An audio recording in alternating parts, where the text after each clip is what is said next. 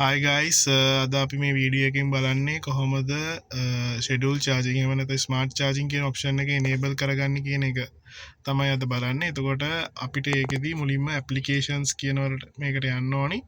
applications වල අපිට පේනවා මේ settings කියලා option එක application එකක් තියෙනවා. ඒකෙදි අපිට පේනවා මෙන්න මේ වගේ tabs ටිකක් පේනවා දකුණු අත පැත්තෙන්. ඒකේ energy කියන option එකට යන්න ඕනි. energy කියන option එකේ උඩ තියෙනවා මෙතන tabs තුනක් energy management charging and discharging energy consumption කියලා.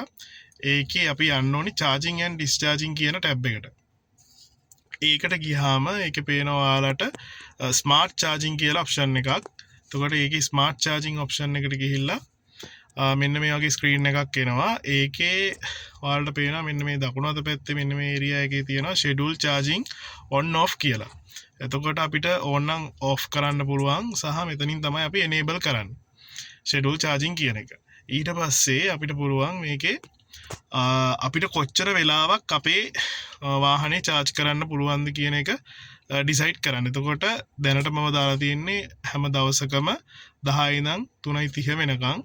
එතකොට ඒක අපිට ඕන විදිහට වෙනස් කරන්න පුළුවන්. මේක scroll කරලා 11 ඉඳලා 4:30 වෙනකන් වගේ අපිට ඒ වගේ ඒකේ ටයිම් එක ෂෙඩියුල් කරගන්න පුළුවන්.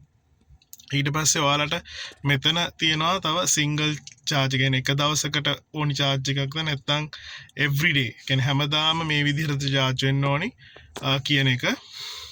ඊට පස්සේ custom එකට ගිහිල්ලා මොන දවස්වලද Mondayද Tuesdayද Wednesdayද Thursdayද ඒ වගේ අපිට මේ charge කරන්න ඕනි දවස පවා schedule කරගන්න පුළුවන්. ඉතින් ඒ විදිහට තමයි schedule charging එක අපි enable කරගන්නේ. හරි අපි තවත් මේ වගේ වීඩියෝ එකකින් ආයෙ හම්බෙමු.